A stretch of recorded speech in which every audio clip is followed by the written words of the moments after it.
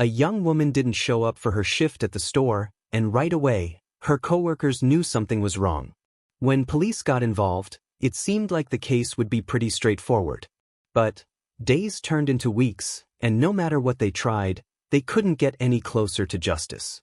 Then, out of nowhere, they got a phone call, a shocking twist that no one saw coming, and one that finally revealed the truth. Amber Belkin was born on December 6, 1981, in San Antonio, Texas. She was an only child, which meant her parents gave her all the love and attention in the world. From a young age, Amber had a huge heart for animals. She was always bringing home strays, not just cats and dogs, but turtles, frogs, pretty much anything she could find.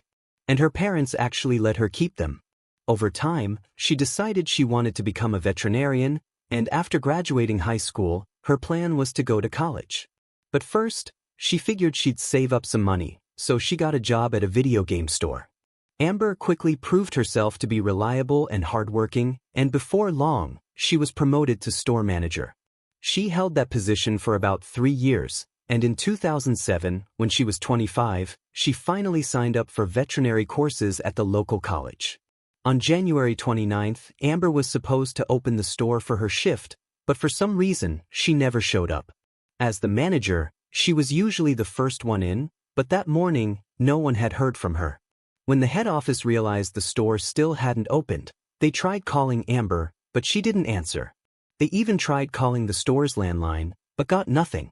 So, they reached out to a nearby location and asked one of the employees to swing by and check things out. An employee named Giovanni agreed to head over and see what was going on. When he got there, the store was completely dark. The doors were locked, the lights were off, and it looked like no one was inside. He walked around the building, peeked through the windows, but didn't see anything unusual, and left. After that, he let management know what he saw. They kept trying to get in touch with Amber, but there was still no response. Hours went by with no sign of her, and around noon, corporate called the other store again and asked Giovanni to go back for another check. Giovanni showed up at the store again, but this time, something was different. The lights were still off and the doors were locked, but when he looked through the window, he saw someone inside. It was another coworker named Brandon. Brandon let him in, and right away, Giovanni noticed the place was a mess. Game boxes and other stuff were scattered all over the floor. The register was open and there was cash tossed around the counter. It looked like the store had been robbed, but strangely, Brandon was acting like he didn't even notice the chaos. Giovanni headed to the manager's office to check the safe, where the cash from the night before was usually stored. But as soon as he opened the door, he froze. Right there on the floor was a body with a plastic bag pulled tightly over the head. Giovanni called the police right away, and officers were soon on the scene. It didn't take long for investigators to confirm that the victim was Amber. After looking around the store, they came to what seemed like the obvious conclusion: she'd been killed during a robbery. The cash register was wide open, and the safe in the office had been completely cleaned out. Amber's car was still in the parking lot just outside. The doors were unlocked and her cell phone was sitting on the seat. That raised even more questions. Why would she leave her car wide open with all her stuff inside? Another thing that didn't add up was how the killer actually left the building. Both doors had been locked when Giovanni showed up earlier that morning. With the help of other employees, detectives figured out that the suspect had taken more than just the cash. They'd also stolen around 50 video game discs, an Xbox, and a few PlayStations, totaling roughly $6,000. While police were putting the pieces together, the medical examiner determined that Amber had died from asphyxiation. It looked like the killer used a plastic bag and held it over her head until she stopped breathing. Experts believed the struggle lasted several minutes, and through it all, Amber fought with everything she had, but couldn't break free. They also discovered that her hands had been bound with duct tape at some point, but the killer had likely removed it after she died. Detectives spoke with Amber's coworkers and learned that she usually arrived at the store around 9 a.m., an hour before opening.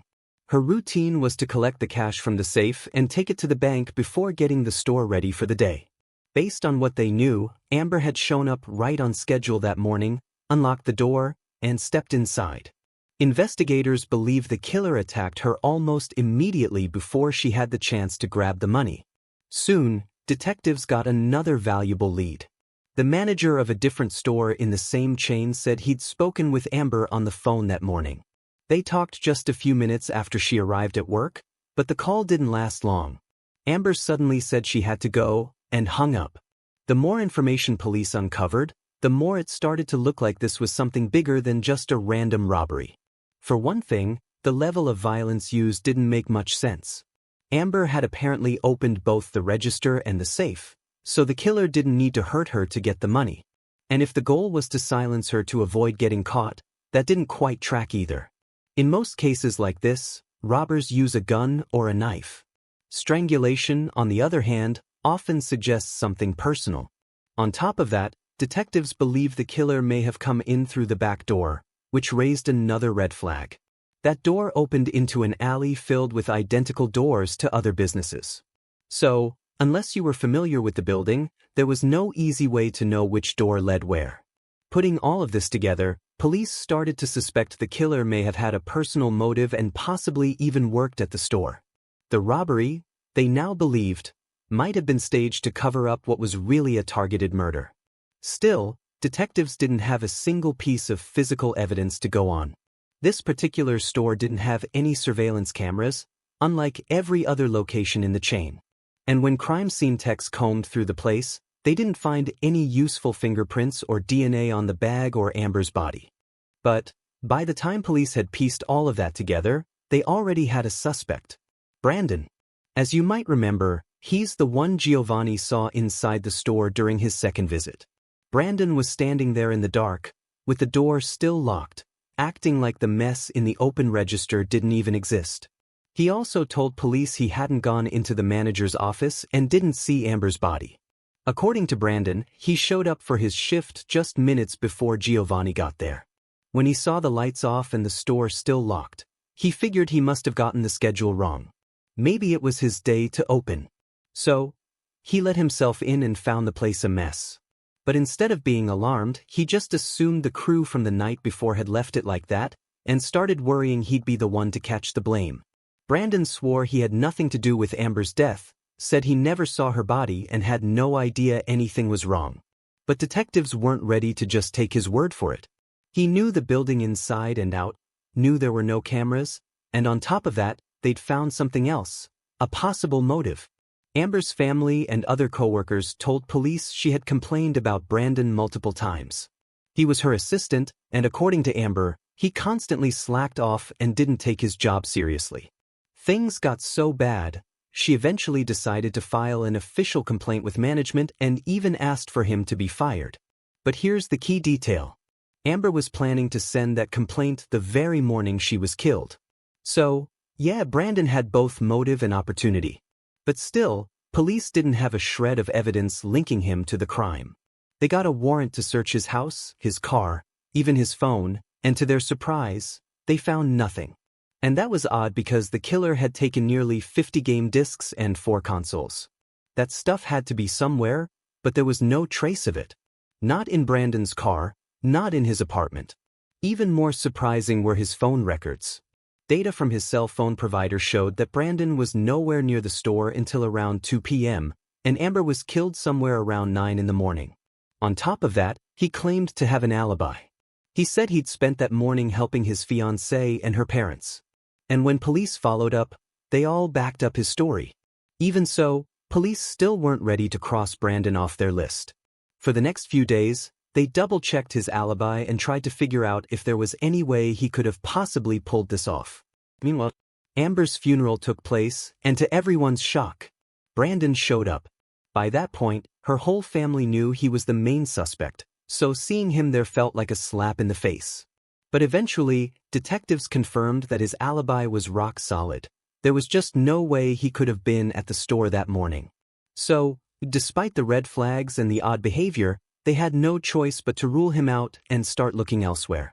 They also considered Amber's boyfriend, a guy named Fred. Just minutes before her death, she had texted him, "Love you." But, like Brandon, Fred had a bulletproof alibi. So, once again, police were back to square one.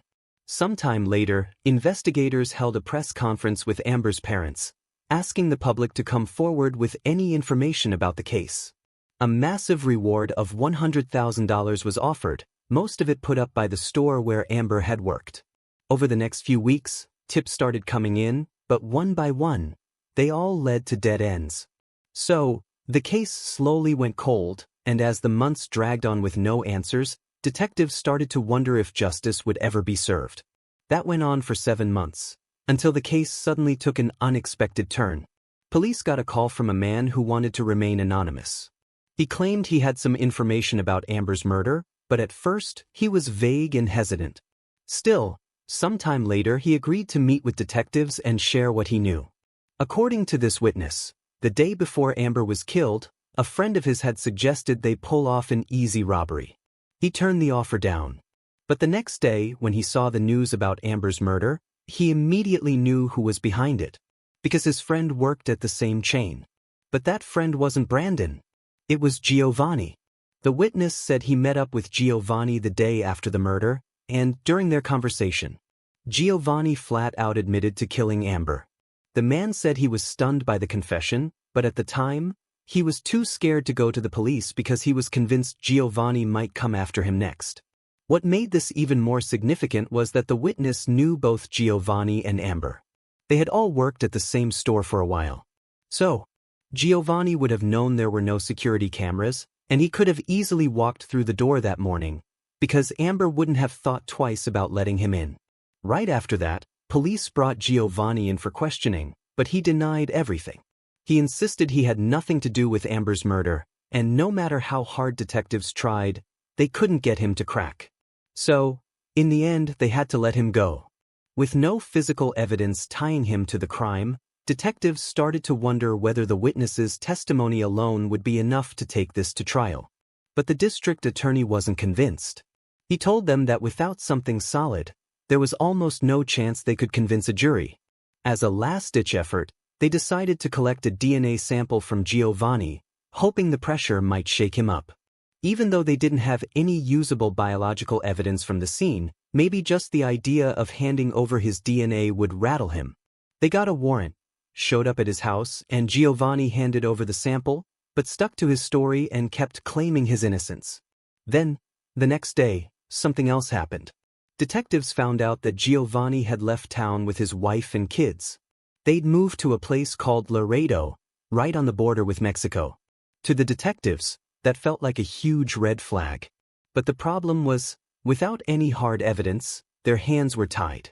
They couldn't arrest him, and now they were seriously worried he might slip across the border, where tracking him down would be a whole lot harder. Over the next few months, police kept digging for new leads, but nothing panned out. A year and a half went by, and it was starting to feel like Giovanni might never be brought to justice. But then, out of nowhere, detectives got a call that changed everything. It was June 2008, 18 months after Amber's murder, and on the other end of the line was a woman named Veronica. What immediately caught their attention was who she was: Giovanni's wife. She told detectives that at first, she never believed her husband had anything to do with Amber's death, but everything changed the day police showed up to collect his DNA. As soon as the officers left, Giovanni turned to her and said they needed to pack up and get ready to move. When she asked him what was going on, he said the cops suspected him of murder. Veronica then asked, "Did you kill someone?" And he looked her in the eyes and said, "Yes." Veronica instantly knew he was talking about Amber, but she was too scared to argue or say no. According to her, Giovanni had always been aggressive and controlling. He tracked her every move and refused to take no for an answer when it came to intimacy. If she resisted, he'd tie her up with duct tape and force himself on her. He didn't even care that their kids were asleep in the same room. They all lived in a one-bedroom apartment. She was convinced that if she ever went to the police, he'd kill her. So she stayed quiet, moved with him, and tried to survive. But one day, she got the courage to ask him directly, did he kill Amber? And Giovanni confirmed it. He also said it happened during a robbery. Veronica begged him to turn himself in, but he refused. As a result, she told him she wanted a divorce and planned to take the kids with her. In response, Giovanni said they should talk about it calmly over coffee. But, instead of driving to a cafe, He took her out to the middle of nowhere, locked the car doors, and pulled out a gun. She begged him not to kill her, but Giovanni wouldn't listen. He sexually assaulted her at gunpoint, and then, out of nowhere, he did something she never saw coming. He handed her the gun and told her to shoot him. But Veronica refused. She managed to convince him that if he died and she went to prison for killing him, their 2 kids would lose both parents. Eventually, he calmed down and drove her back home. The next day, Giovanni took her and the kids to her mother's house, then took off. As soon as he left, Veronica called the police. With her statement in hand, the district attorney finally gave the green light for an arrest. But there was one big problem. Giovanni's exact whereabouts were unknown, and detectives believed he was already in Mexico. They contacted the U.S. Marshals, who added him to their 15 most wanted list, and began working with Mexican authorities to track him down. The process dragged on for about a month and a half, until Mexican authorities finally tracked Giovanni down at a relative's house. He was just across the U.S. border, only a few miles away. And, in a cruel twist of irony, when they arrested him, he was playing one of the very games he'd stolen from the store the day Amber was killed. Under the extradition agreement between the U.S. and Mexico, bringing Giovanni back to Texas came with one condition. Prosecutors had to take the death penalty off the table. They didn't really have a choice, so they agreed. And later, they decided to offer Giovanni a plea deal, because without the death penalty, they didn't see much point in dragging the trial out for years. As part of the deal, Giovanni had to plead guilty in exchange for a life sentence, with the possibility of parole after 30 years. He agreed and finally told his version of what happened that morning. According to him, he never meant to kill Amber. He just wanted to steal some money because he'd recently lost his job. At first, he said, she did everything he asked. But at some point, she tried to call for help, and that's when he killed her. But detectives didn't buy that story for a second. First off, Giovanni hadn't lost his job. He was still working at another store at the time of the murder. And second, the whole idea that he didn't plan to kill her didn't make much sense either. Amber knew who he was. Even if he'd gotten away with the robbery, she could have easily told police exactly who to look for. He also claimed that he'd felt guilty the entire time and had actually been thinking about turning himself in, but said he kept putting others' needs before his own, whatever that was supposed to mean. As part of the deal, Giovanni only had to give a partial confession, so some details about what really happened that day remain a mystery. In the end, he was sent to prison, and the earliest he'll be eligible for parole is in 2038. After the sentencing, Amber's parents made it clear they're going to fight with everything they've got to make sure he never walks free. And finally, I want to mention Brandon, the man police initially suspected of Amber's murder. For weeks, detectives treated him like a killer, and everyone around him, his family, his friends, knew he was under suspicion. Investigators even tried to pressure his fiancée into turning him in. They asked her, "How can you sleep with a murderer?" and warned her that she might be his next victim. But despite all that, police never officially told Brandon he was no longer a suspect. For a long time, he lived with the fear that he might go to prison for something he didn't do, and the people around him had no idea he'd been cleared. In the end, Brandon managed to rebuild his life. He got married, started a family, and in 2018, he even saved a young girl's life. At that point, he was working as a truck driver, and as he passed a drainage canal, he spotted a 13-year-old girl being swept away by the current. There'd been a heavy storm, and the canal was overflowing. She couldn't get out on her own, so Brandon ran over to help. With the help of others, they brought over a ladder and the girl climbed out. She spent a few days in the hospital, but she survived, all thanks to Brandon.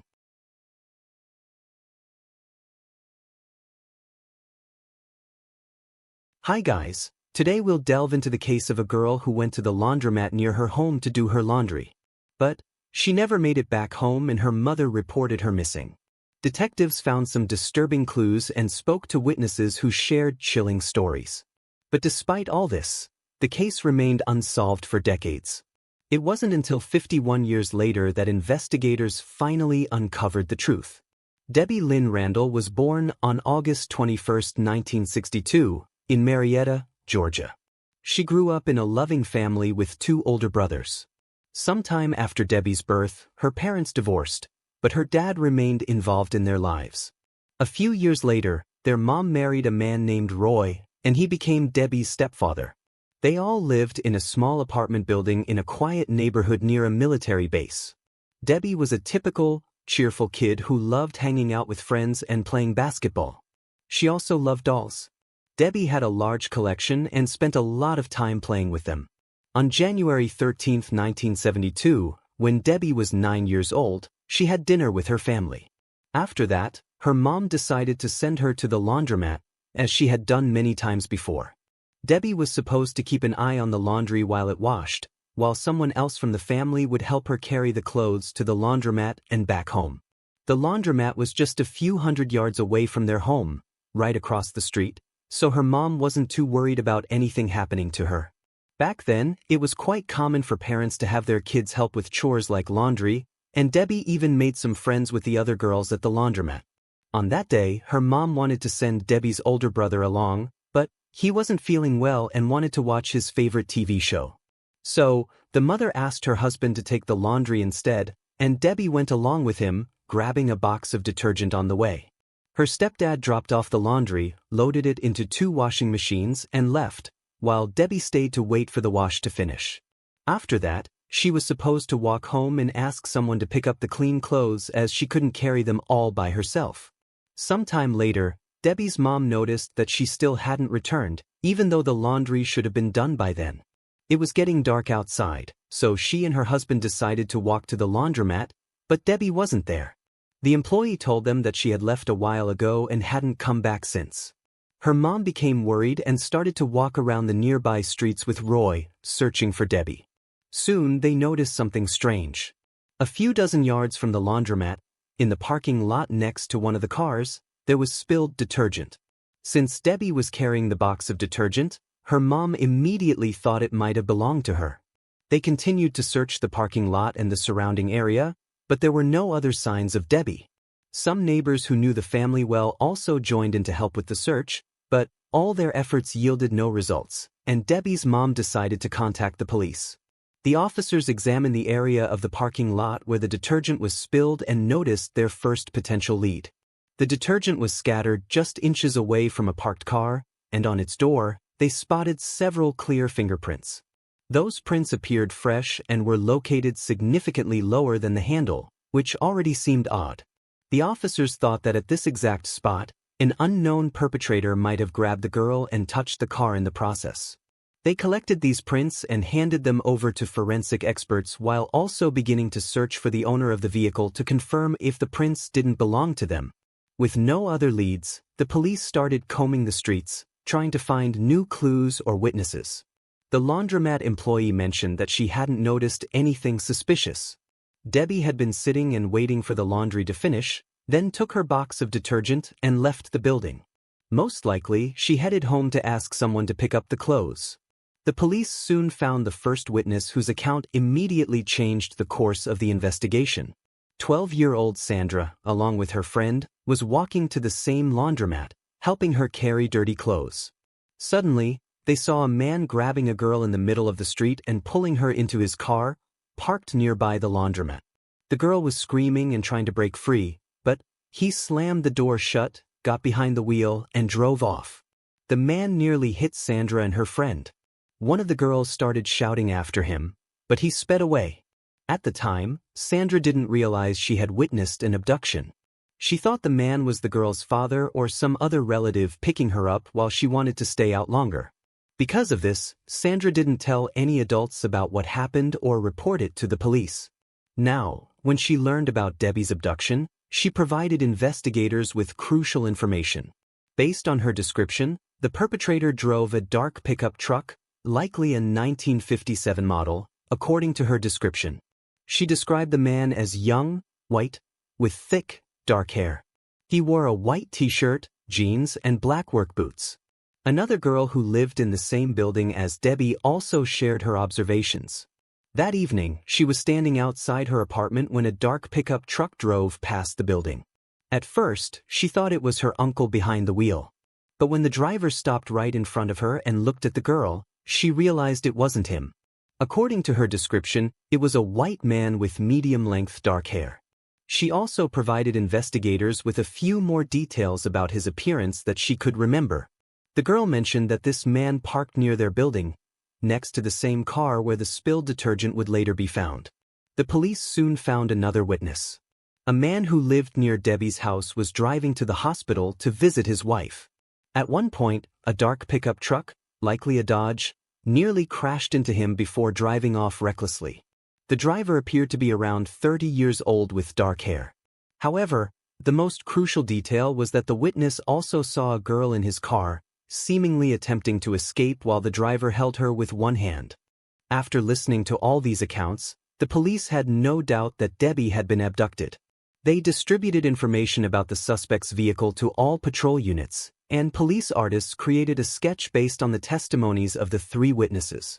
While some officers were searching for similar vehicles and checking their owners, others organized extensive searches for Debbie.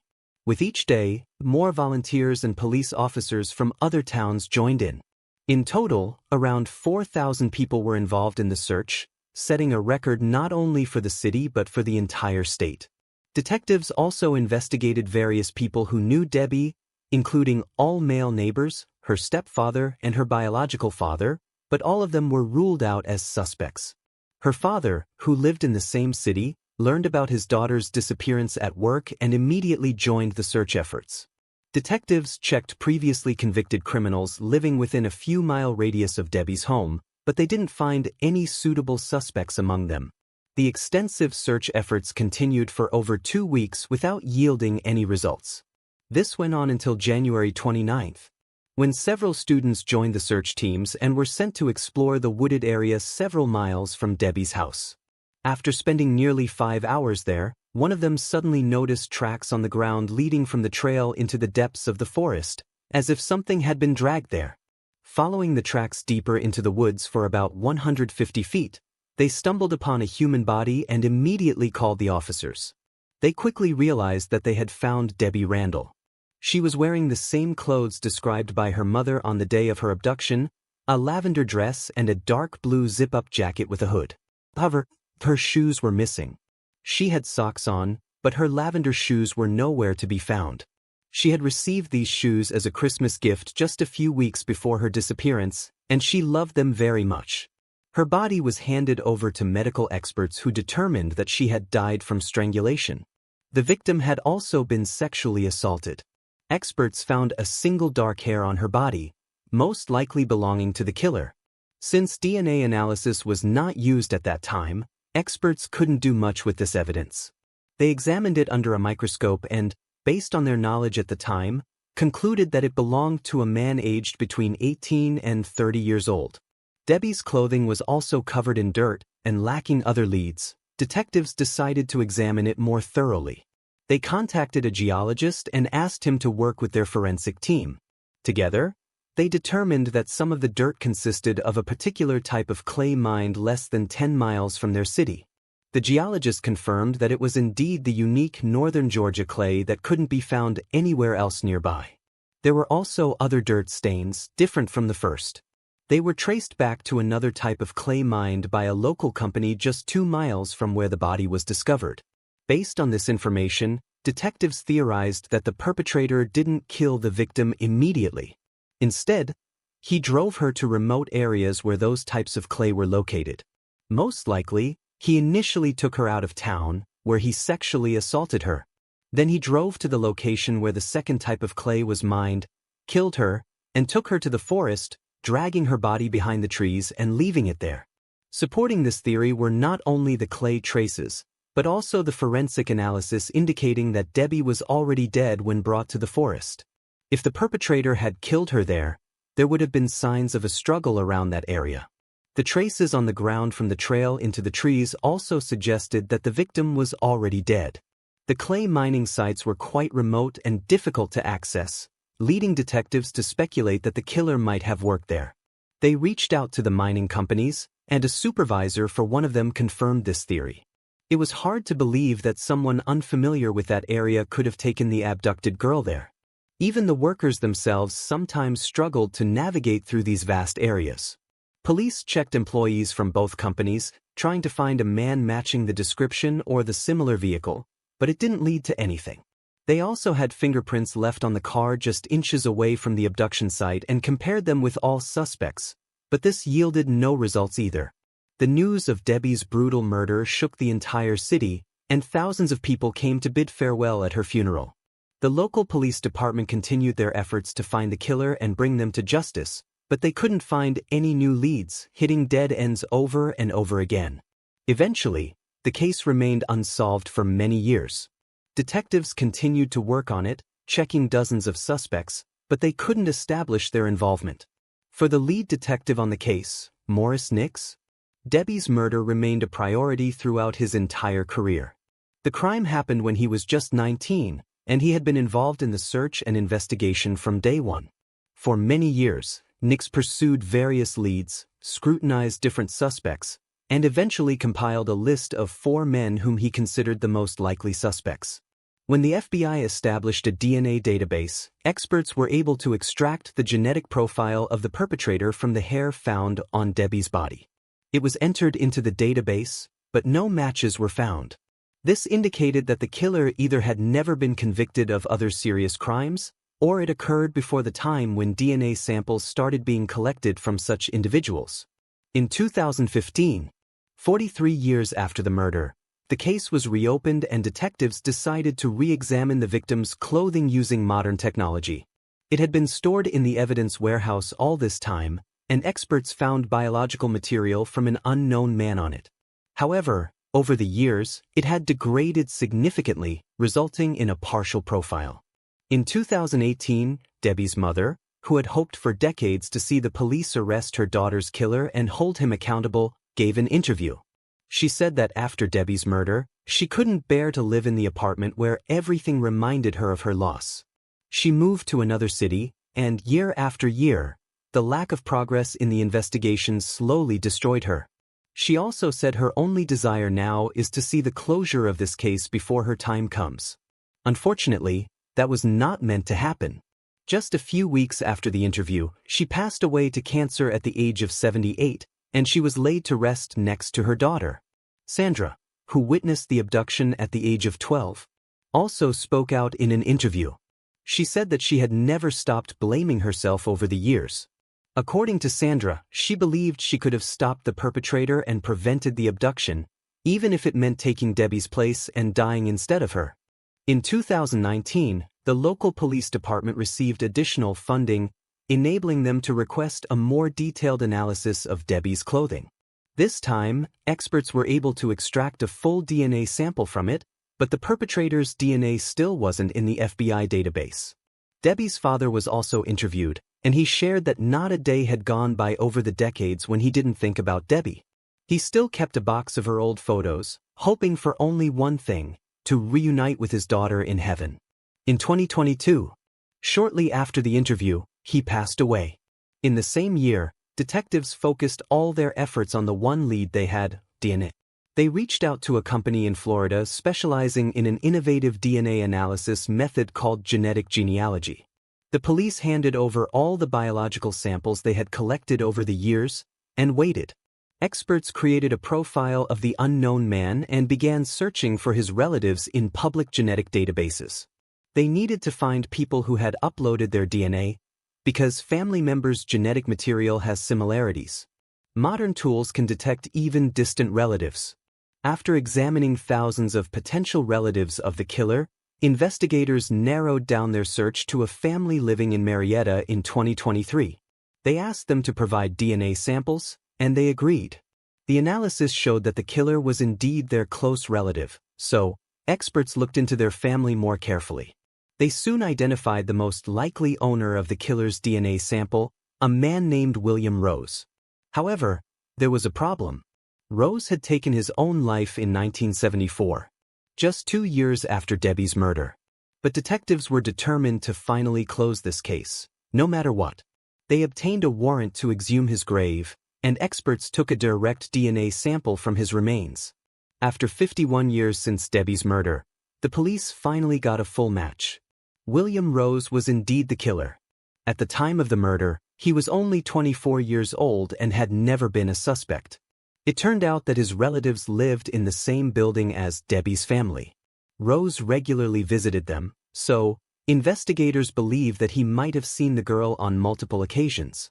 Perhaps that evening he was headed to visit his relatives, but saw Debbie coming out of the laundromat and heading towards her home.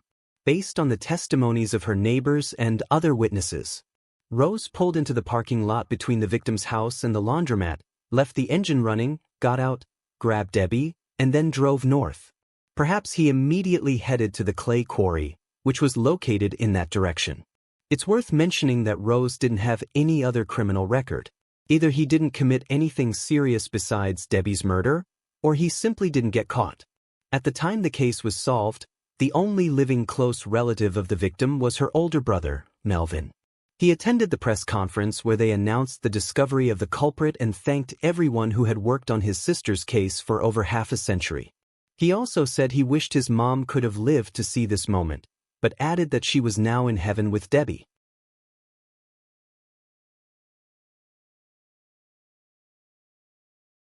This unbelievable story left detectives and FBI agents speechless, as none of them had ever encountered anything like it in real life.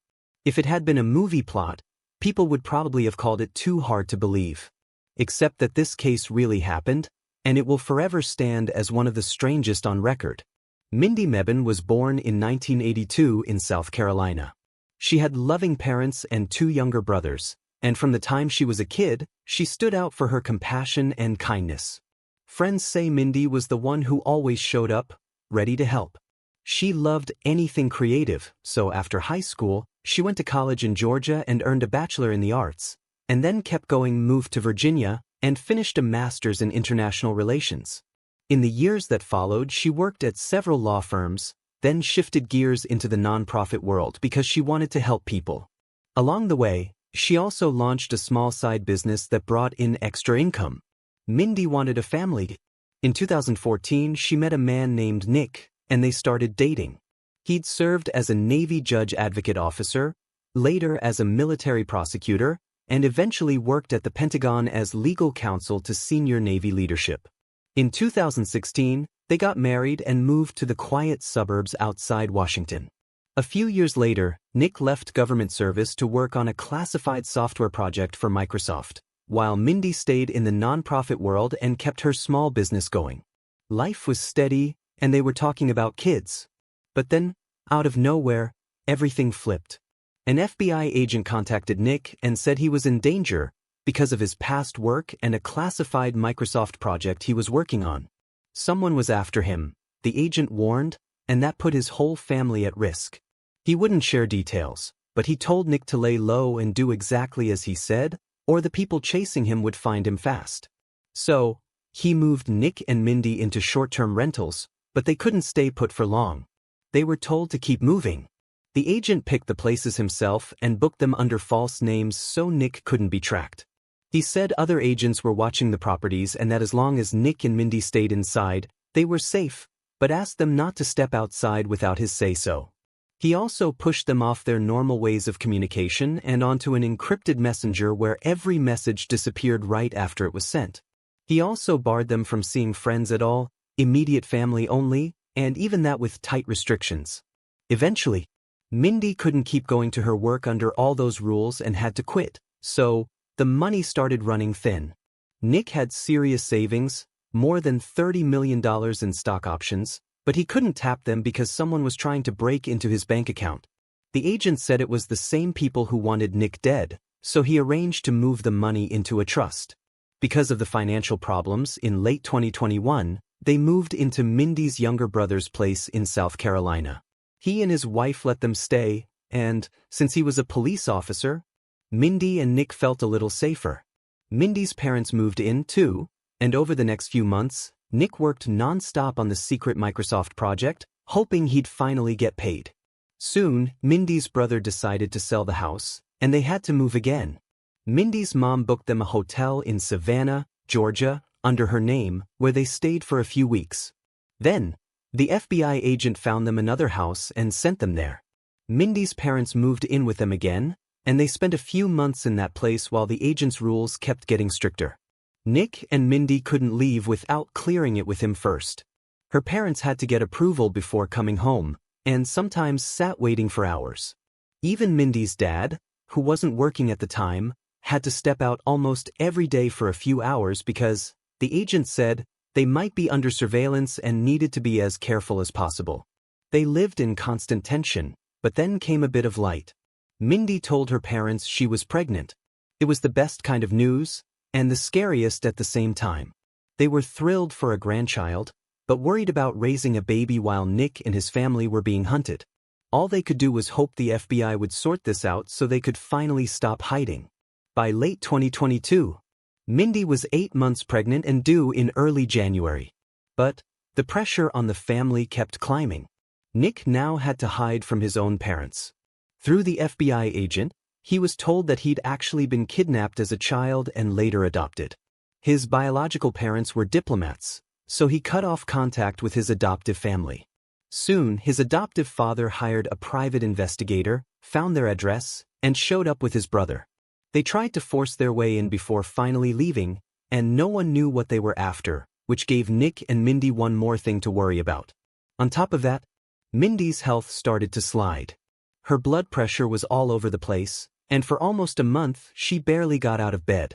Her parents cared for her around the clock, but at the end of November, they decided to visit their son for a few days. On November 23rd, Thanksgiving, they left while Mindy still felt awful. And after they left, she got worse, so she and Nick decided she needed to go to the hospital. Nick called her parents and said she'd been admitted to a small, private clinic where doctors would keep an eye on her and handle the delivery, which was a little more than a month away. Her parents came back soon after, and Mindy was supposed to be discharged in a few days. She was texting Nick that she felt better, so the doctors decided to let her go home for a couple of weeks. On December 1st, Nick drove to the clinic to pick up his wife, only to be told they'd had to move Mindy to a military hospital because her condition had suddenly gotten worse. The hospital was on a military base, and Nick went there right away.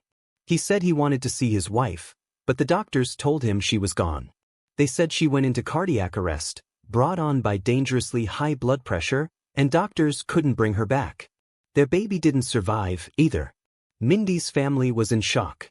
They'd seen how much her health had crashed over the past month, but they still couldn't take in that their daughter was dead. And they couldn't even see her body because they didn't have clearance to enter the base. A little later, Nick went to collect her remains for a funeral, but the hospital told him she'd already been cremated, without the family's consent. They said her ashes were in neighboring Alabama and gave him an address where he could pick them up. He drove out there, where a man met him by the roadside and handed over an urn with Mindy's ashes. No paperwork, nothing. Even so, Nick started planning a memorial. In the meantime, he rented an apartment for Mindy's parents because it was unbearable for them to stay in the house where they'd all lived in those last months. He kept in regular contact until late February 2023, when he suddenly vanished. A few days later, Mindy's parents got a letter from the FBI agent saying Nick had been in a serious car crash and was in a hospital in critical condition. He wouldn't say which hospital because, he said, Nick was still in danger and the fewer people who knew where he was, the better. Months later, another letter arrived saying Nick had died. Everything about it felt wrong, and Mindy's parents started to wonder if both Nick and Mindy had been killed, maybe by the same people who'd been hunting him for years. But there was nothing they could do, and they were left to live with it, not knowing this was only the beginning. In May 2023, about 6 months after everything that had happened, Mindy's mother got a call from police with a story that shook her to the core. It started on December 2, 2022, the day after Nick went to pick up Mindy and was told she'd been moved to a military hospital. A hunter in Georgia headed into the woods outside Savannah. As he walked past a shallow ditch, he noticed something strange and moved closer. To his horror, he realized it was a woman's torso, missing the head and legs. He called police right away, and before long, investigators and agents from the Georgia Bureau of Investigation were on scene. While the medical team worked to remove the torso, officers began sweeping the area for more evidence. Soon, they got another call. A second hunter, a few hundred yards away, had found a plastic storage container, and next to it, a knife with the handle wrapped in a disinfecting wipe. Detectives figured those items were probably tied to the torso and kept searching the woods. The next day, the same hunter went to a different spot about 2 miles away. As soon as he pushed deeper into the trees, he came across a human leg. That same day, canine units were deployed, and the dogs led officers to a second leg and a container stained with what looked like blood, then to a buried cache of women's clothing, soaked in blood and cut into small pieces, with disinfectant wipes scattered nearby, and a lot of empty trash bags. When the medical examiners reviewed the remains, they put the time of death between November 27th and November 30th, just days before the discovery. And while they couldn't name a single definitive cause, it was clearly a homicide. There were multiple stab wounds along with classic defense injuries, and the body had been dismembered using a saw and a knife. A few days later, search teams with dogs found the victim's head, buried a good distance from everything else. And there was an obvious mark from a heavy blow. Even so, police still couldn't identify her. There were no fingerprints in any database, no DNA to match against, and checks on recent women in the county turned up nothing. The head was badly decomposed, which meant they couldn't say with certainty what the victim looked like.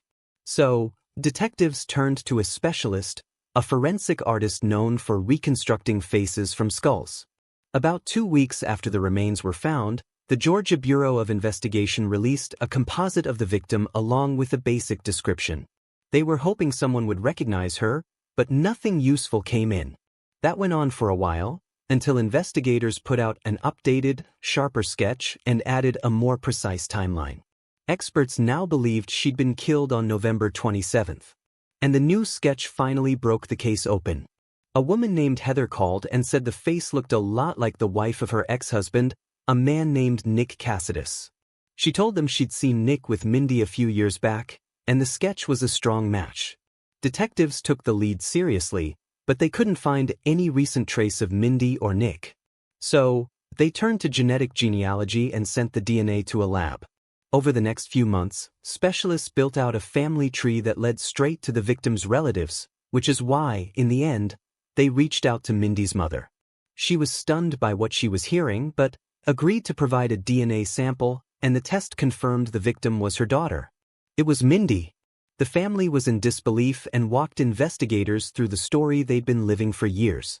How unknown people were supposedly hunting Nick, how the threat put everyone around him at risk, how Mindy had died of cardiac arrest during late pregnancy, and how Nick had then been in a horrific car crash that, they were told, killed him too. Detectives found the whole thing hard to swallow, because there were no official records of either Mindy or Nick being dead, and if both had really been in hospitals, that absence of paperwork was almost impossible. So, they started tracing Nick's last known steps and ran the plates on the car he'd bought shortly before everything went down, which turned up at a junkyard almost completely burned out. A detail that, on the surface, fit the story about a serious car crash. Even so, they still couldn't find any proof that he was dead. Detectives also learned that shortly before everything went down, Nick and Mindy had changed their last name to Stark, his biological parents' real surname. That led police to a man named Nicholas Killian James Stark, who fit the age and was living in Pennsylvania, married to a woman named Samantha Kolsnick, a fairly well-known true crime author. Investigators reached out and started asking questions about her husband. Looking at Nick's photo, she confirmed that, yes, that was her husband, and he was pretty much alive. She said they'd met in September 2022, a few months before Mindy's death, after Nick messaged her on social media to praise her books, and the two of them started talking. He told her he liked writing true crime stories himself and, on top of that, said his wife Mindy and their unborn child had died years earlier, even though, at that point, Mindy was still alive. Samantha got interested in his short true crime pieces, which he was posting on a forum where he'd built a sizable audience. More than that, Sony had even bought the rights to one of his stories for $300,000. Nick also told Samantha he worked as a corporate lawyer and was constantly on the road from state to state. Soon after Mindy died, he came to Pennsylvania to see Samantha. They started dating, and in March 2023, they got married. They were planning to buy a house, but on the day Nick left the bank with an $800,000 check, his car suddenly caught fire and exploded, destroying everything he owned and the check along with it. But somehow, he walked away without a scratch, just badly shaken. Samantha had no idea that Nick's former wife died after she and Nick had already met. And even that wasn't the only thing she didn't know about him. After Nick's first wife called in and recognized Mindy from the sketch, detectives sat down with her. During their divorce, she said, Nick had agreed to pay her $1.5 million for their house. But he hadn't paid a cent, and for years the authorities couldn't even find him. They also checked with Microsoft, who said Nick had never worked on any of their projects. And when the FBI got involved, they confirmed that none of their agents had spent years helping Nick hide from anyone. That was enough to make an arrest, and Nick was brought in for questioning. He seemed calm and repeated the same story he told Mindy's parents. He'd taken her to a private clinic, she'd suffered cardiac arrest from severe hypertension, and there was nothing anyone could do. Though for some reason, he couldn't remember the clinic's name or where it was. He added that the message about his own death was only partly untrue. He claimed he'd really been in a serious crash and that he and the FBI agent faked his death so the people hunting him wouldn't find him in the hospital. Whenever detectives pressed him on the gaps and contradictions, Nick said the agent had given him specific orders or told him not to share certain details. He also kept insisting he had nothing to do with Mindy's murder and would never hurt her. Even after real FBI agents told him the Bureau had never contacted him and certainly hadn't helped him disappear, Nick stuck to his story. He also claimed Mindy had seen this agent herself, but she wasn't alive to confirm or deny it. Detectives no longer had any doubt Nick was behind Mindy's murder, but two big problems remained: almost no hard evidence and no clear motive. He'd spent years telling his wife and her family that people were hunting him, dragging them from place to place and basically locking them down. They had a few theories, sure, but first they needed proof. And soon, they started to find it. Because the time of death fell on November 27th, the day Mindy's parents left to visit their son, investigators figured the killing happened in the house. They reached out to the property owner and asked if anything seemed off after Nick moved out. She said someone had swapped the carpet for a near match, only cheaper, and the original was gone. Crime scene techs went in, and even after all that time, they found 3 spots where blood had been cleaned up. DNA analysis confirmed it was Mindy's. Then, detectives pulled Nick's location and phone data. On November 29th, he headed toward the same stretch of woods where the remains would turn up and shut his phone off. A CCTV camera at the entrance to that area caught a car just like his rolling in right when the phone went dark. Next, they chased receipts. Back in August, 3 months before the murder, he'd bought rubber gloves and the same disinfecting wipes found near the body parts, which told detectives he'd been planning this for a long time. In November, he made more runs: a knife identical to the one found in the woods, plus a saw, a shovel, and a hammer. By then, prosecutors felt they had what they needed to take the case to trial. 2 years later, in August 2025, the trial began. Nick's lawyer said his client didn't kill his wife. He blamed a so-called FBI agent, a real person but not a real agent, who he claimed manipulated Nick and kept him on edge for reasons no one could explain. Prosecutors told a different story. They said Nick made it all up: the threats, the agent, the tens of millions in the bank, the Microsoft job, literally everything. In reality, he was unemployed and deep in debt to his ex-wife. So all the secrecy, the constant moving, the laying low, was really about avoiding that debt and keeping out of the court's reach. They walked the jury through his purchases and location data, and Nick himself admitted he'd gone to those woods, saying he packed Mindy's things into a plastic bin and took them there on the agent's orders. Nick took the stand and repeated the same story again. He insisted he didn't kill his wife, and that everything else he did under pressure from that agent, whoever he really was.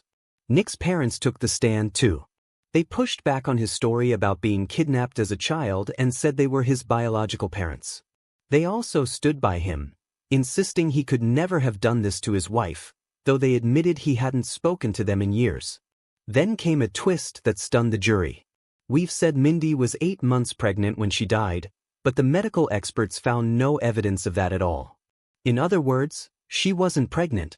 That was hard to reconcile with what she'd been telling family and friends, and prosecutors said she might have pretended to be pregnant at Nick's request, part of the so-called FBI agent's plan, on the theory that whoever was after him wouldn't target a pregnant woman.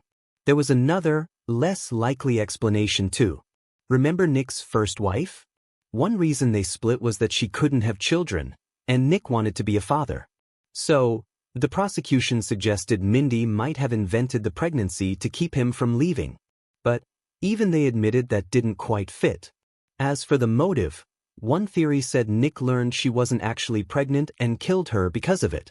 But he'd started buying what he needed for the murder 3 months earlier, and by then he'd already gotten involved with another woman. The far more likely scenario, prosecutors said, was brutal in its simplicity. Nick got rid of Mindy so he could be with Samantha. Another moment at trial that grabbed everyone's attention was Nick's writing. He'd been posting short true crime and horror pieces online, and one of them, the one Sony actually bought the rights to, had details that felt uncomfortably close to what happened to Mindy. In the story, a mother-in-law named Betsy slips poison to her son's wife, leaving her sick all the time, while the son himself had lost a previous wife under suspicious circumstances, and his own mother suspected him of killing her. Mindy had been feeling awful for about a month before she was killed, and we now know she wasn't pregnant, which could have explained it. The medical experts didn't find poison in her remains, but there's a theory that Nick could have been dosing her with something that wouldn't leave obvious traces, though no proof of that ever turned up. When the case finally went to the jury, it took a little over an hour. They found Nick guilty of murder. He got life without the possibility of parole, plus another 25 years. So, this incredibly tangled story did reach an ending, even if a lot of it still doesn't add up.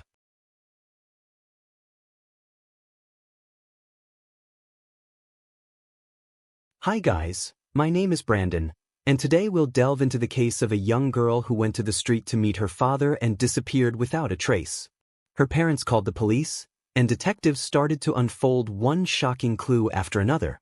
The investigation became so perplexed that it began to resemble a detective TV show, with mind-blowing evidence and impressive police work.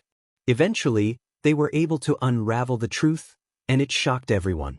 Jessica Knott was born on June 22, 1986, in the city of Allamont Springs, Florida. She had an older brother, a younger sister, and loving parents. Her father worked as a construction worker, often traveling to other states for several days, leaving the kids alone with their mother. Jessica was a cheerful and lovely child. She liked to spend a lot of time outdoors with friends, play with her siblings, and she also had a deep love for animals. On April 5, 1996, when she was 9, Jessica's family decided to visit her grandparents for Easter. On that day, her dad went to the store to buy some stuff for the holiday, while her mom stayed in their apartment, packing for the upcoming trip. Jessica returned from school with other kids and asked her mom if she could go to the yard. She wanted to wait for her dad, who was supposed to be back from the store soon. Her mom agreed and told her daughter not to go anywhere else. Their apartment complex was situated away from the main road, surrounded by trees. The mother felt relatively secure about Jessica's safety. All the neighborhood kids, including Jessica, always played there without constant adult supervision, and everything was fine. A few hours later, around 6 p.m., her father returned home and asked his wife where Jessica is. She was surprised, as her daughter was supposed to be in the yard, waiting for her father, but he claimed she wasn't there. The parents went outside and searched the entire yard, but they couldn't find Jessica. Frustrated, they decided to check with neighbors, hoping someone had seen their daughter. One neighbor mentioned seeing Jessica in the yard earlier. She was sitting on a bench and reading a book, but that didn't help the worried parents find her. As darkness fell and their daughter remained missing, they decided to call the police. Officers arrived in a few minutes, initiated a search, and started interviewing neighbors. Despite their efforts, they couldn't find Jessica, so the police expanded the search area to nearby streets. A few hours later, an unexpected call came into the police station. The caller's voice was muffled by strong background noise, but the operator heard that they would find the missing girl near a water pumping station, a few miles from her home. Police rushed to the location, where they were faced with a heartbreaking scene. Jessica's lifeless body was lying near the station, concealed in a black trash bag.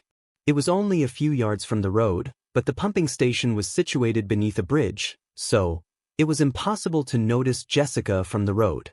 Beside the body were some magazines and a child's mirror. Police quickly identified the victim as Jessica Knott and handed her body over to medical examiners. Meanwhile, the investigators focused on tracing the 911 call.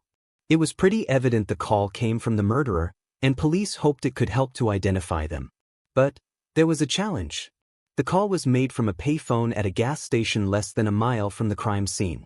And of course, by the time the officers arrived, the perpetrator had already vanished. Detectives tried to find fingerprints on the phone, but it was quite a challenge. It was a public payphone, so there might be multiple prints. Moreover, investigators realized that the criminal had likely wiped the phone after the call or used gloves. Experts concluded that the girl was killed elsewhere and her body was transported to the water pumping station. Traces on the ground in front of the facility indicated that the killer likely pulled the body from a vehicle in a trash bag and dragged it across the ground. Jessica's clothing was intact, except for one shoe. Police couldn't find it in the bag or in the surrounding area. The only lead found at the crime scene was the tire track on the ground. Police couldn't be certain it belonged to the killer's vehicle, but they photographed it and made a cast. Medical experts examined the body and determined that the victim died from strangulation. Based on marks on her face and neck, it seemed the killer did it with their bare hands. There was also a hamburger found in her stomach, consumed less than an hour before her death. Her mother stated she hadn't given Jessica anything like that on that day, leading police to believe that the food was provided by the killer. Experts also found no signs of sexual assault, leaving the motive of the perpetrator entirely unclear. At first, the police started to consider Jessica's parents as suspects. Neither of them had a solid alibi at the time of her disappearance. The mother claimed she was in the apartment packing, and the father was shopping. But, in theory, they both had the opportunity to commit the crime. Police tried to understand how the killer managed to take Jessica from her complex's yard without anyone noticing or the girl screaming. It led them to believe that the perpetrator likely knew the victim well, and she left with him willingly. Another supporting factor was the tone of the killer's voice during the 911 call. Despite the experts' efforts to clean up the recording, they noticed sorrow and regret in the killer's voice, as if they genuinely regretted committing the murder. The fact that the killer took the risk of calling 911 spoke volumes. The perpetrator could have done it either for the thrill of playing with the police and manipulating the investigation, or they genuinely regretted their actions and wanted to somehow alleviate that feeling. Considering the caller's evident sadness, investigators leaned towards the second option. Police inspected Jessica's father's car, finding something intriguing in the trunk. There was a roll of black trash bags similar to the one containing the victim's body. However, an expert examining the bag from the crime scene quickly determined it differed from those found in the father's car, clearly belonging to a different roll. So the man was temporarily ruled out as a suspect, and investigators shifted their focus to others. Forensic experts examined the victim's clothing and body for possible clues, and they uncovered a few leads. There was a substantial amount of dog hair. Considering Jessica's family didn't own a dog, the animal most likely belonged to the killer. They also found human hair on her body, belonging to an unknown white male. However, experts needed a few days to extract the DNA profile. 2 types of foreign fibers were also discovered on the girl's clothes. Analyzing their structure, experts concluded that one likely came from a car seat cover and the other from a carpet. This further supported the theory that the victim was killed elsewhere and transported to the water pumping station by car. Regarding the dog hair from Jessica's clothing, experts attempted to determine the breed using the FBI's database, which contained microscopic photos of hair from various dog breeds. This database has proven helpful in criminal cases where dog hair could be a key piece of evidence. Experts compared the hair with samples from the database, eliminating one breed after another. In the end, they concluded that the hair on the victim's clothes belonged to a Shar-Pei. Apparently, the killer owned such a dog, and the hair ended up on Jessica's clothes either in the perpetrator's car or at their house. According to the preliminary theory of investigators, The killer somehow might have lured Jessica into his car, taken her to McDonald's for a hamburger, and then brought her to his home and murdered her. Meanwhile, the experts attempted to enhance the phone call recording, but it proved to be a challenging task. They decided to try a different approach. Detectives sought assistance from NASA and sent them the audio file. NASA had advanced tools for clearing audio recordings, originally designed to enhance recordings from space. They agreed to help and provided the police with a higher quality audio track. However, the experts still needed a voice sample from the suspect to compare it with the call recording and establish a match. Based on the detectives' assumption that the killer might have known Jessica, they decided to play the call recording for her mother, hoping she could recognize it. She listened to it for the first time and said that the voice sounded familiar, but the mother couldn't remember whose voice it is. However, during a second attempt, it clicked. She recognized the voice as their neighbor who lived in the same complex. Although she couldn't remember his name, she told their detectives that the man often walked his Shar-Pei in the yard. Police swiftly identified the man as 35-year-old James Crow. During the initial hours of Jessica's disappearance, investigators already questioned him along with other neighbors. He mentioned that he saw her in the yard while walking his dog. He spoke briefly, and he left. Detectives dug into his background and found that Crow had no criminal history. He lived with his wife, who was a nurse. The man was a former truck driver, currently unemployed. He spent most of his time strolling the streets with his Shar-Pei, named Pumpkin. The detectives realized that merely the similarity in voice and owning a dog of a specific breed wasn't enough for an arrest, so they obtained a search warrant for his car. There, they discovered two disturbing clues. Under the front passenger seat, there was an empty Happy Meal bag. Considering Jessica had a McDonald's hamburger in her stomach and James didn't have children, this seemed highly suspicious. Experts also noticed that the car had brand new tires, as if they had barely been used. Police found out that Crow replaced them on the day of Jessica's murder, even though his previous tires were not particularly old and could have lasted for several more years. Crow claimed to have left the old tires at a car service, which was quite unusual considering they were not old at all, so the police headed to this service building. By the time they arrived, there was only one tire from James' car left. They compared its tread pattern from what was found near the body, but detectives faced an unexpected twist. They didn't match. However, they initially weren't 100% sure that the tire mark on the ground was left by the killer's car and not some other vehicle. For example, maintenance staff regularly visited the building, and this tire mark could have belonged to their vehicle. The police also searched James' apartment, where they found a new lead. There was a box containing several rolls of trash bags, matching the size and color of the one found on the victim's body. Obviously, this couldn't be considered strong evidence, so detectives had to figure out if there was a way to establish that the bags had come from the same roll. At first glance, this task seemed impossible. The bags themselves had no markings or distinctive features, and there were hundreds of manufacturers of such products. But even the detectives were soon surprised by the creativity they could display in such a complex challenge. They contacted Noel Roberts, the man responsible for quality control at the company that produced the bags found in the suspect's apartment. At first, he identified the specific factory where the bags were produced. There was a special code on the cardboard box containing the rolls, indicating that the product was made at a facility in Virginia. The expert then explained that a tiny amount of iron or titanium is included in the composition of the bags depending on their color. Considering that the factory produces bags of various colors, the materials in the production are constantly changing. The ratio of plastic to iron or titanium literally changes daily, since such tiny amounts cannot be measured with 100% accuracy and there's no need to do that. In other words, experts could take bags from the suspect's apartment and the crime scene, measure the presence of the elements in the plastic using high-intensity X-rays, and get a very precise ratio.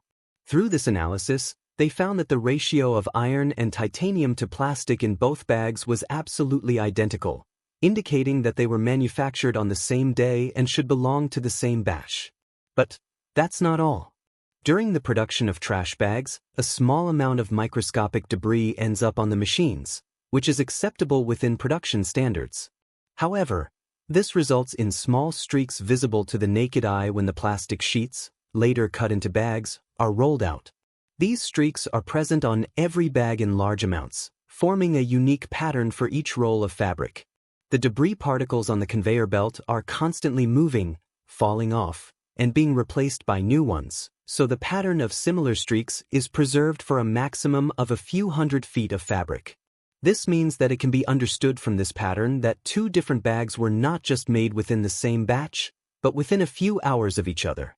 Experts compared the bags from the suspect's apartment and the crime scene, and the lines on them matched with astonishing precision. But that's not all. The experts also explained that after the bags are manufactured, they are rolled into a bundle using a machine, which often does this somewhat unevenly. But if you don't look closely, these deviations are almost imperceivable and the rolls appear smooth. However, examining the edges of the bags reveals tiny folds and creases, forming a similarly unique pattern as with the streaks. In the end, the experts compared the bags again and found that the pattern on the bags from James' apartment matched the one from the crime scene. Considering all of this, they concluded that the bag used by the killer was not just produced by the same company, but was manufactured within a range of almost 17 boxes apart. This meant that with a high degree of probability, the perpetrator took the bag from one of the rolls in James' apartment. Forensic analysts also compared the two types of fibers found on Jessica's clothing with the carpet in the suspect's apartment and the covers of his car seats. Both samples matched. Finally, a sound expert compared the 911 call recording with a voice sample from James and concluded that the voice belonged to the same person. Despite the incredible work done by the experts, detectives faced one major problem. All this fell into the realm of circumstantial evidence, but they were confident in James' involvement and decided to arrest him. The man was taken into custody and the prosecution announced its intent to seek the death penalty. Considering that Crow continued to deny his guilt, the case proceeded to trial. The prosecution presented their version of how this crime happened. James spent a lot of time outside with his dog and all the local kids knew him well since they never missed a chance to play with Pumpkin. As a result, they trusted him and Jessica was no exception. According to the police version, on that day, James noticed her alone on a bench while walking his dog and started a conversation. He offered to take her to McDonald's, promising to buy her a hamburger, and Jessica agreed because she knew him well. After the restaurant, he presumably took her back to the apartment complex and invited her to his place. Perhaps he offered her to play with Pumpkin. His wife was at work, and the presence of carpet fibers from his living room on Jessica's clothes indicated that she was there on the day of her death. According to investigators, James might have attempted to assault the girl, but something went wrong. Based on the forensic report, the perpetrator not only strangled the victim with his bare hands, but also pressed his palm against her face. Perhaps Jessica tried to scream, so he panicked and attacked her. After the girl passed away, he placed her in a garbage bag to transport the body to his car without arousing suspicion from the neighbors. He drove a few miles and left the body near a water station, made the 911 call from a nearby gas station, and returned home. During preliminary hearings, James' lawyers attempted to challenge all available evidence, arguing that there were no solid proofs of their client's guilt. Despite the fact that the judge accepted it, the defense was right. In cases involving the death penalty, the standards for evidence are much higher, and in James' case, there was a significant chance of avoiding this sentence. In light of these circumstances, a plea deal was proposed to the suspect. Under the terms of the deal, he would admit guilt to second-degree murder and receive a 40 prison years sentence without parole, thus avoiding the death penalty. In the summer of '98, 2 years after the murder, James agreed to the deal. He wasn't required to disclose any details of the crime by its terms. However, he mentioned that part of his decision was to spare Jessica's family and save them from going through the trial. The prosecution believed the perpetrator genuinely showed remorse, citing his 911 call, the purpose of which remained unclear. The only logical explanation in this context was that James sincerely wanted to alleviate his guilt for such a heinous crime. Jessica's parents were not pleased with the deal, as they had hoped for the death penalty. They also wanted the killer to confess, but James remained silent. Nevertheless, he didn't live to see the end of his term. James passed away in November 2011 at the age of 49 due to health problems, taking the details of his actions and motives with him to the grave. Jessica's case involved truly unique work by experts and detectives. The amount of information they gathered by examining ordinary garbage bags astonished even the judge, who had never encountered such evidence throughout his career. Alright guys, share your thoughts on the story in the comments section and don't forget to hit the like button and subscribe. Thank you for watching.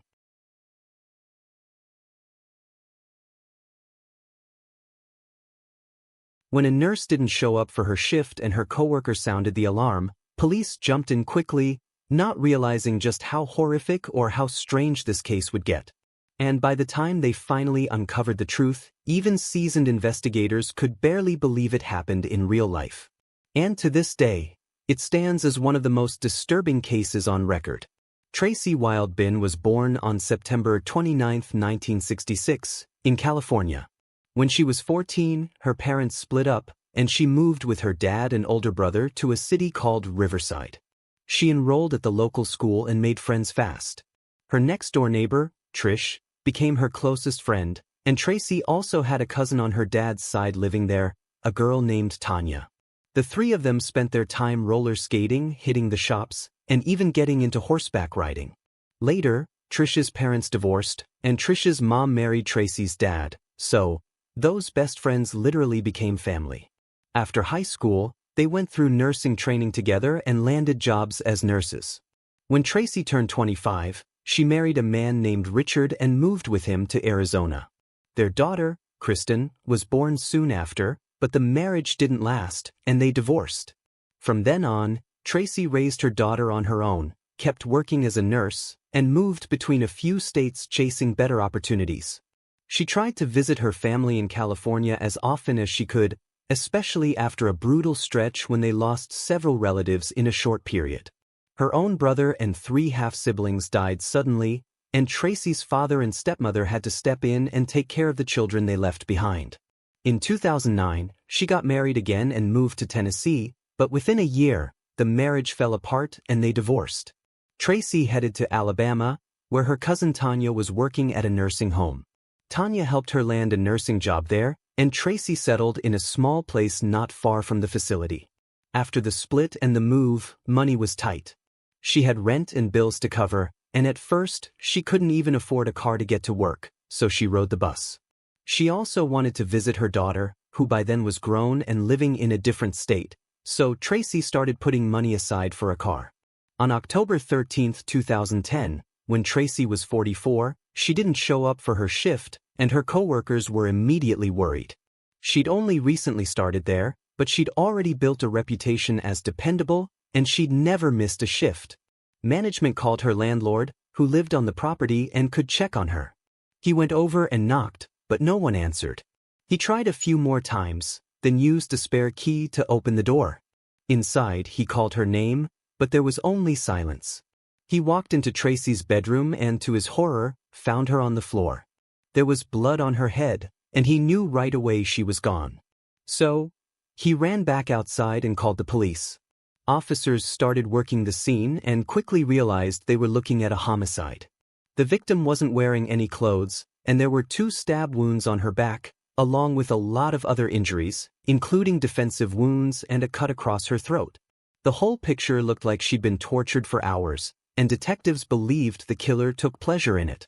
Later, the medical examiner confirmed she'd died from blood loss. They also determined she'd been sexually assaulted in a brutal way, and they officially confirmed the victim was Tracy. Forensics sent samples from her body to the lab for DNA testing, along with blood collected from inside the house and other evidence. Detectives were hoping the killer had left something behind they could match, but the local lab said it would take at least a few weeks to process everything. There were no signs of forced entry, which suggested Tracy either knew her killer or he talked his way inside. In the bedroom, they found a handgun on the floor near her body, and since there were no gunshot wounds, that detail didn't make sense at first. Was it Tracy's gun and she tried to stop the murderer? Or did he bring it and for some reason never use it? Detectives spoke with Tracy's family and coworkers, trying to figure out if anyone might have wanted to hurt her. They checked out her ex-husbands, but both were in other states with airtight alibis. Next, investigators started piecing together the timeline of the day before the murder, hoping for a lead. They talked to her cousin and learned that morning, Tanya's boyfriend drove both women to the nursing home to pick up their paychecks. After that, they went to the bank and cashed them. Then, Tracy asked to stop by a used car lot because she finally had enough saved to buy a car. She'd already found a model she liked on their website and wanted to see it in person. She did like it and said she planned to buy it soon. Tanya and her boyfriend dropped her back home after that, and that was the last time anyone saw her alive. Detectives also asked the family if Tracy had a gun, and Tanya's boyfriend said he was the one who'd given her one. According to him, just before she died, she'd complained about a man named Richardson who was harassing her and acting odd. He kept showing up around the place where she lived, and police tracked him down fast. He really did act suspicious, and detectives started to look at him seriously. But in the end, Richardson had a solid alibi. So, investigators were back to square one. They kept talking to Tracy's relatives, and at some point, the lead detective noticed that James, Tanya's boyfriend, had a pretty deep, fresh cut on his pinky. He'd seen that kind of injury before, in knife attacks. When blood slicks the handle and the knife slides in your grip, it's easy for the blade to jump and slice the attacker's own hand. When the detective asked how he got it, James said it happened doing something around the house. Still, it was hard to ignore, especially with James' handgun turning up on the bedroom floor next to Tracy's body. James denied having anything to do with the murder. He insisted that he and Tanya dropped Tracy at home, went back to their place, and stayed in for the rest of the day. Police started checking his story, and Tanya backed him up. They pulled bank camera footage and spoke with the used car lot employee. Tracy had been at all the places James mentioned, exactly when he said she was. Little by little, detectives started to doubt he was their guy, because it just didn't look like he had the window to pull this off. In the end, detectives were empty-handed again. They kept running through every man who could have possibly done it, but every lead stalled out, and after a few days, they were starting to doubt they'd ever get to the truth. The DNA results still weren't back, and out of sheer frustration, the lead detective decided to bring James in one more time. At the station, he got straight to it and asked if anything sexual had happened between him and Tracy. It's a classic move. It pins a suspect to a clear answer, and if the lab later finds his DNA on her after he's denied any sexual contact, that denial can be used against him. James insisted there was nothing romantic between them because Tracy was his girlfriend's cousin, so he never even looked at her that way. But the detective kept pressing, and eventually, to their surprise, James changed his story. He admitted that he'd had sex with Tracy that day, with Tanya there, too. According to James, after they left the dealership, the three of them went back to Tracy's place, and everything that happened inside was consensual. He even walked detectives through the details, but kept saying that when it was over, he and Tanya drove home and Tracy was fine. The only reason he kept that part from police at first, he said, was because he didn't want to embarrass Tanya, since she was Tracy's cousin. Detectives didn't buy it. With James' handgun found on the bedroom floor near Tracy's body, they figured there was a real chance he'd used it to threaten her into sex and then killed her. But no matter how hard they pushed, he stuck to his story and kept insisting he was innocent. At one point, they asked him to take a polygraph, and he said he'd be happy to. But what was the point if those results don't hold up in court? Not long after, he shut down the interview altogether, but by then, police felt they had enough to arrest him and wait for the DNA results while he sat in jail. As for Tanya, officers took her into custody too, because she'd given James an alibi that he later blew up with his new version of events. Over the next few weeks, investigators kept working the case and waited on the lab, but the DNA still wasn't ready. About a month after Tanya and James were taken into custody, the jail staff reached out to detectives with something unexpected. An inmate wanted to talk about Tracy's murder, so the officers headed over right away. The inmate said Tanya had confessed to killing her cousin and even gave a short rundown of what had happened. She claimed that Tanya and James went into Tracy's house. Tanya gave James a signal, and he jumped her. After that, the two of them took turns sexually assaulting her at gunpoint before James killed her. Detectives got the inmate to put it all in writing, And that's when they came up with a pretty unusual play. They wanted a confession from James and decided to bluff their way to it. They brought him in and read this out, but tweaked the wording so it sounded like Tanya herself was testifying against him, making it clear she was pinning everything on James and was ready to take the stand. To cap it off, they told him that if he owned up and showed real remorse, he might even avoid prison time. It wasn't realistic at all, obviously, but they could see he was close to breaking and the tactic worked. James agreed to confess and started telling a story that would shake even experienced detectives. According to James, he and Tanya met about a month before everything happened and immediately bonded over drugs and their love for crime shows, binge-watching CSI, crime scene investigation. In one particular episode, there was a story about two brothers who kidnapped a woman to torture her. Right after that, James told Tanya he'd been wanting to do something like that for a long time, and she said she felt the same way. She wanted to kidnap a woman, abuse and torture her, and then kill her. From there, they started working on a plan to make those fantasies real. At first, they talked about picking a random victim at a supermarket, luring her into their car and taking her, but they decided that was too risky. So, they settled on choosing someone they knew, figuring it would be easier to control her and force her to do whatever they wanted. They picked Tracy, who trusted Tanya and was grateful that she'd helped her get the nursing job. In the days leading up to the murder, James cut back sharply on drugs so he'd be clear enough to drive and carry out the attack. One day, they drove Tracy home and were ready to act, but she didn't invite them inside. But later, when they brought her back from the car dealership, James asked to use the bathroom and Tracy let him in. While he was there, Tanya and Tracy stood in the living room, and that's when the plan kicked off. Tanya gave the prearranged signal by slapping Tracy across the face. James immediately bolted out of the bathroom, jumped her, and Tracy blacked out. They carried the victim to the bedroom, stripped her, and waited for her to regain consciousness. Then, at gunpoint, they started forcing her to follow their commands. Tanya and James both sexually assaulted her in brutal ways, and even the detectives, who'd seen a lot, were shocked by how twisted it all was. Eventually, they moved on to what they called the final part of the plan, the killing. Something that excited them both, and they never intended to leave Tracy alive.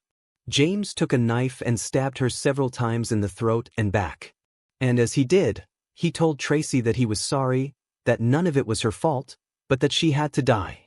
Afterward, they tried to wipe up the blood, took a shower together, and left. They had planned to burn the house down, but changed their minds at the last second because they saw some neighbors.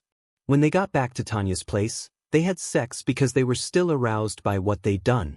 As James laid it all out, detectives noticed he wasn't showing a shred of remorse. If anything, he seemed proud of what he'd done. Soon after, he and Tanya were charged with murder, kidnapping, and more. Around the same time, the lab finally finished running all the evidence, and the pair's DNA was literally everywhere on the victim's body and around the house. It took almost 4 years to get the case to trial, and James finally faced a jury in 2014. Prosecutors went for the death penalty, while his attorney fought to keep him off death row, arguing there was no proof Tracy hadn't agreed to have sex with him. He also called his relatives to testify that James had been a victim of serious abuse from an early age, the kind of trauma that leaves scars you never really shake. His mother used drugs and sold herself, disappearing for long stretches and leaving James and his sister alone. They often went without food, and it took a toll on his health. Then, his mother was murdered and he was placed in foster care, where the suffering kept going.